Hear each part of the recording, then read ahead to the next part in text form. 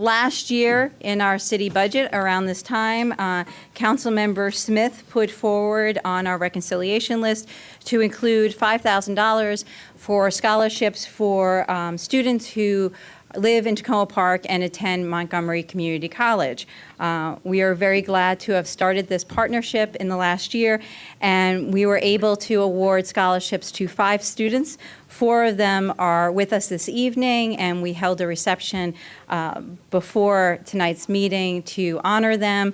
And I'll just ask them to stand. We have Leah, who's with us, Nathaniel, Celestine, and Abel.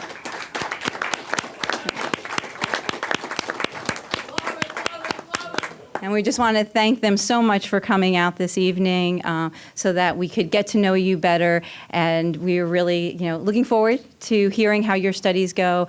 And good luck with everything. Thank you. Thank you.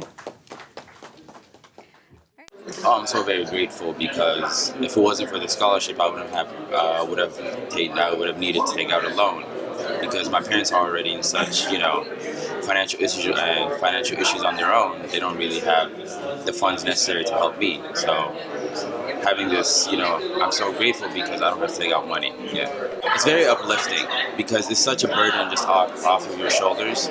So to even have the opportunity to help people that are in need, it's just a great feeling. And I'm so very grateful to these politicians to actually care about us students like this because, they don't have to do this, but here they are giving back to their community. My major is accounting, and what I want to do is I just want to dive straight into all these accounting classes and just start working as fast as possible because at the end of the day, it just makes me happy being into a business and actually finding a successful job. I feel grateful and blessed because it really came at a time where I really needed the money in order to pay my classes. So, because my parents were struggling and everything. So, yeah, I feel really grateful. That's well, I am planning to transfer. I'm an MC, majoring in computer science, going into the field of information technology. So I plan to transfer to hopefully Towson or maybe UMB to fulfill that, to further my path towards my career. That's what I want to do, information technology. Basically be a project management and help companies build softwares and fix their network and servers and systems, things like that. I think sometimes it feels like we're just other people's in the city. So when they give it to me specifically, I feel like they actually care, because they actually cared, because they looked for me specifically. So it was really touching, and I was actually really surprised to see that that money in my balance and in my account. So I was really grateful for that. I couldn't imagine it would be me, to be honest. So I'm really grateful for that. I chose computer science because since I was in 6th grade, I had this mentor, and then he helped me out on coding, different computer science studies, and then I was interested when I came to this country. The teachers here, they helped me out, and then I just chose computer science because I loved it. I want to do programming and then hardware engineering. Because I want to do programming because the whole coding system really fascinates me. It's like a different language, so I like learning different languages. I take it as that way. And then hardware is because since I was a little kid, I like fixing up old radios and stuff. So I had that interest. I am so grateful because last semester I had to take a loan. I was in short with money, so I had to take a loan. This semester, this scholarship really helped me in not worry about money and just pursue my education. So really. Wonderful. It's a blessing to be here, here among all those millions of students, and then being one of the 5 students that have been selecting. The only thing I can say is that it's a blessing to be selected as one of the recipients. My plans moving forward are that I'm planning on finishing from MC in December, and after that my plans are to move to UMBC, but instead of the actual main campus, I'll be going at the University of Shady Grove and pursuing my degree in social work. I'm looking into working with at-risk families, mostly with children that have been in abusive families, and probably working as counselor to them or within a school. All I want to say is thank you to this wonderful city council people. Takoma is a great place to live at, and all I want to tell them is thank you for selecting me as one of the recipients for this scholarship, and just to keep up the good work and encouraging students to pursue their degrees and studying going forward.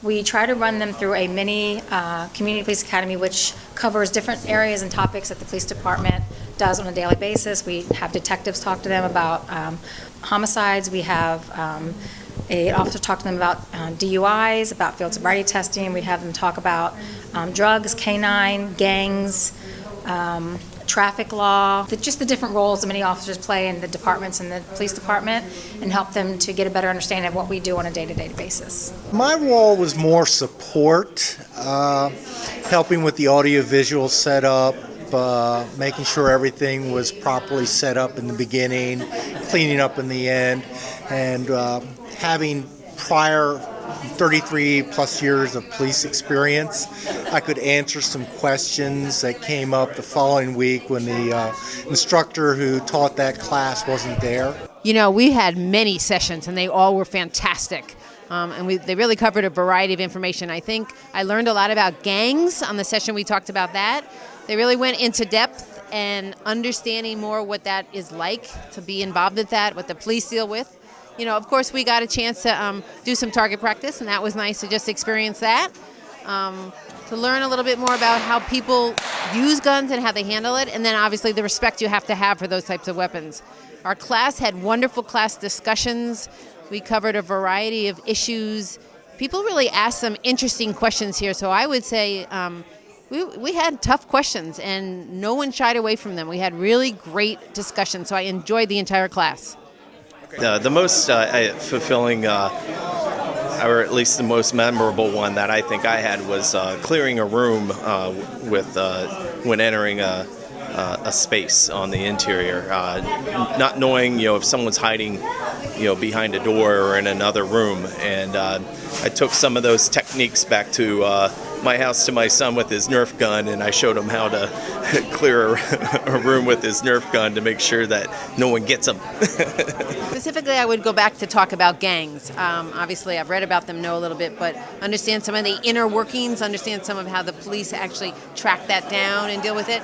There are some gangs here in the area, and I live in this area, and I don't want to live in a world with rose-colored glasses.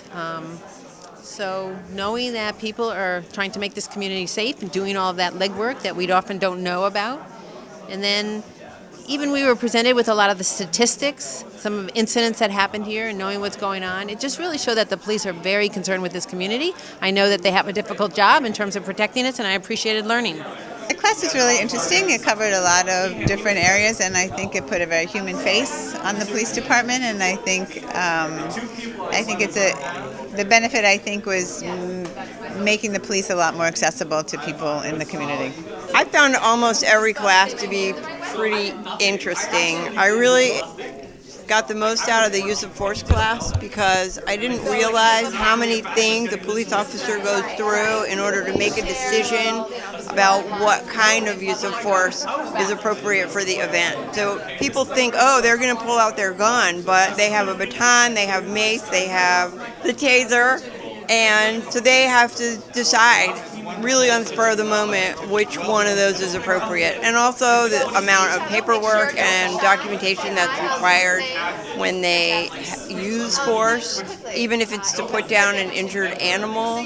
So that was really interesting to me. But there were so many other things. Every class, there was something that I took away from how it all works. I actually learned more about the community from the members that attended the class. They actually got to see a lot of the different things that officers go through, and then, in week 11, we actually let them role play as officers and let them experience, some of the things that officers go through on a daily basis, from mere interaction with just stop and talk to somebody to actually trying to make an arrest or clear a room for suspects. One of the most rewarding classes, I believe, was with regards to firearms training. But that was just exciting for me. That was me living out my boyhood dream of firing a weapon. But then it was also, like I said, humbling, and knowing that you have that kind of firepower at your hands, and to respect when that force is being used. And it also gave me an understanding of all the things that the police officer has to think about before he fires or she fires their weapon. I didn't know that you can't just fire a weapon in certain circumstances. There has to be criteria for discharging your weapon. If you do want to be involved in the city and you want to have a better understanding of one of its departments, I would sincerely encourage everyone to find the time and go through the class. It's about 10 weeks, a couple hours on a Wednesday evening, where you might otherwise be watching a police program and being maybe biased in your view of how policemen might act in unrealistic situations. I'd like to see the class expanded and offered to more people. I just told someone on the city council it should be required for all of them. Our goal is to do even more outreach, not just social media, actually going out to different places, different residences, different businesses, and telling them about it, showing it to them, and hopefully getting them to sign up that way. I think they get a better understanding of what the police department does on a daily basis, and I even see it in each of my classes. Something will happen, they'll go, oh, that's why they do that, and then it clicks for them of why we do what we do. And then in the future, they'll know it, and then someone says something like, oh, I already learned about that, this is why we do that, or that's why they do that.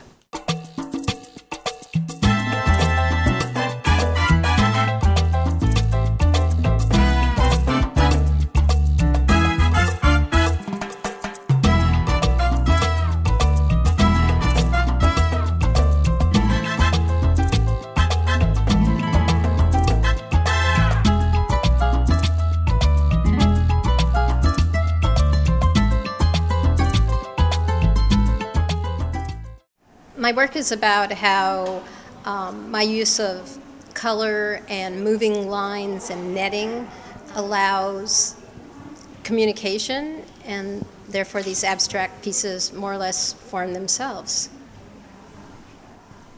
Well, this is a large version. I have framed smaller collages, but I take my digital drawings, which are, there are 7 in the show, and they're printed on metal, aluminum, but I also print them on paper, and then I cut them up, and then I tear up art paper from countries around the world that I've been using for years. In this collage, I've combined the torn paper, and I always tear my paper. I never cut my paper. And I did cut the enlarged digital drawings, so you could see a lot of the woven lines that I like, the netting lines. I also include little fibrous strands, because I really like the fiber. So I like lines, energy, fiber, color, and I let them communicate with each other. And then the digital drawings, which are on metal, that's where I start to make these netting type drawings. So like this right here is a digital drawing, but it's cut up. And so I have 7 that are individual, that are their own image. It's not as collaged. They're just plain images, and they're printed on metal. I love paper, and I love netting. So bringing them together and having found a way on the computer to draw with knitting relaxes me and makes me happy. And I also enjoy letting them define themselves. I don't start with a fixed plan. Richard Diebenkorn, Magdalena Abakanowitz, I mean, their work isn't like mine, but they are the biggest influences on me. Magdalena Abakanowitz, she's a sculptor and she has does very fibrous work. Richard Diebenkorn, he does very multiple colors in abstract landscapes, and they overlap, the colors overlap each other. So yeah, so he's been those two people have been the biggest influence on me. Just I'm happy to be in the show with the other artists. Our work is all really complementary together, and we didn't know that when we started, but when we met hanging the show, we found that out. So that was nice. I try to make my baskets very colorful, something that would make somebody smile when they walked into the room. I use a lot of ethnic fabrics, and I try to upcycle and recycle a lot of the embellishments. I started off making jewelry, and then I thought that, well, a lot of people are making jewelry, so I wanted to do something else. So I just checked out YouTube one day and just learned the technique and then put my own artistic spin on it. It starts with clothesline, and then you take strips of fabric, wrap it at a diagonal around the clothesline, and then you form a coil, and the way you angle it under the sewing machine, because I zigzag everything, determines the shape. So that's what holds it together, the stiffness of the clothesline and then the tight coiling. My least favorite is the wrapping of the clothesline. My favorite is really seeing what the end result is. So I love to sew them because it's just sometimes a surprise. I start off with something in mind, and it seems like the mistakes are my best baskets, or the most interesting baskets, I should say. My baskets are all one of a kind, and I hope people will buy them and enjoy them as much as I do making them. Over the years, I've studied, the master painters, and life experiences contribute to that. What I want to say. Most of the people that I do now are people that I've met, and I work from photograph. So a lot of the work is done from photographs that I have in my collection. I've got a combination of figurative work and abstract work, and that shows a completeness of what I call myself as an artist. Able to do both, and in some cases I combine the figurative work with the abstract work. When I say figurative, it's usually just people.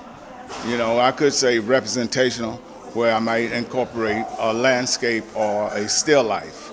All these are traditional forms of painting that most artists try to include in their portfolio. From the earliest masters, they wanted certain things in the portfolio for it to be representative of being an artist. And abstract work is the complete opposite. It doesn't have anything that you recognize, usually. There's a way of abstracting the figure like Picasso did with Cubism. That's a form of abstraction. Sometimes I'll do a drawing from the photograph. Sometimes I'll just do a more loosely painted figure. But usually it starts with the photograph. Every time I think an artist gets exposure, it's a good thing. We pretty much stay isolated doing the work. So any chance that you get to show the work is good. You like to get feedback from what you've done. And there's always a possibility you might sell something. So that's probably the ideal situation. To be in it for the long haul, you have to make a sacrifice and a commitment. And it's a tough gig, as musicians usually say. It's rewarding from within if you have passion to do the work. It's not the easiest lifestyle to tackle, and it doesn't pay the bills. I was once told by one of my instructors, if you're in this for the money, then you're in the wrong game. When you are working for your art or your craft, then you always have to do something to support yourself, to pay the bills. Like I've done things from truck drivers to graphic artists, taxi drivers, you know. I worked security at the National Gallery of Art. So many different things to come to this point. Generally, what I tend to work a lot with is like geometric figures, so kind of playing around with how different shapes can create different types of forms. So I like being able to experiment with how geometric shapes can build on each other to create more like natural or cosmic images. So that's something that I've been exploring a lot with this series. Stuff like this is pen on canvas, so there's acrylic paint on the canvas, so I start off building layers of acrylic paint to kind of create more depth, and then I'd use micron pens on it, so all of the lines in this show are freehand, so yeah, it's pretty fun to do. It takes a while, but the black and white images, they're just pen and ink on paper. They tend to be freehand as well. So those are a little bit more salient with like the overlaps, just because black and white is so stark that it creates more contrast. So that's something I've enjoyed working with a little bit more. And then there are also some more abstract pieces that were kind of just playing around with how different colors worked with each other and how like different types of effects that I could make with just things I had lying around.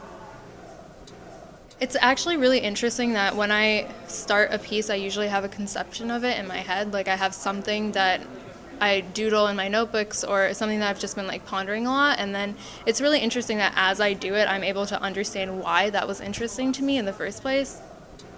There was like one piece that I was doing, I think recently, where I was kind of fiddling around with how like circles could form diamonds without actually like forming any actual lines. And it was really interesting to be able to connect that when I eventually was taking a philosophy of art class and understanding like how forms are like more permanent as a figure than the shape itself. So it was like interesting like to understand my own thought process, which tends to come more from like a natural progression. So through these, and I call this the broader project is called Storytelling with Saris, and I'm trying to tell stories of real women's lives around the world through these saris. It's about empowerment of women. I made in collaboration with women from my ancestral village in Bangladesh. It's a little island community, and so there's 3 saris here that I worked on with 3 different women there. And these are women that were denied the right to education as children, and were married quite young, and then didn't get a chance to learn to read and write until they were adults. And they've learned to read and write recently, and they've written things on these saris. So these saris are an expression of their struggle and their empowerment in learning to read. And they've written different things on different saris. Some of them, one of the saris, the women has written about her community. So she has the names of her rivers in her community and the vegetables she grows. Another sari, the woman, her name is Shahida, has written how much she loves her country, and she's written her name, the names of her family members. So the saris they're cotton saris. The cotton saris were made by Handloom. I purchased them from a place that makes them, and then the designs on the saris are made with wood block. And they are the wood block is made out of mango wood, and then they're hand block printed. And there's also painting. There's also painting and writing on the saris. We would lay the fabric out on this long table outdoors, and we would figure out, which color blocks to use, which block to use, what colors to use, and I left a lot of the decisions to them, but we collaborated, and so that process of actually working together for this period of time, we got to know each other, and I still know all their names. We've stayed in touch, and I go back there. The project is continuing. So I don't know if there's a particular, the fact of working together as a community, a group of women, was itself very powerful, I think. I loved having the saris displayed here because the space has enough sufficient height to really see the full length of the sari. The sari is 18 feet long. It's 6 yards. It's an unstitched piece of fabric, and people often don't realize how long it is. And it's kind of a perfect storyboard for art. And I love being able to see the entire length of it here. As you go on different levels of this space, you can see different parts of it up close. And so I appreciate the opportunity to show them in this space. It's a perfect spot for them.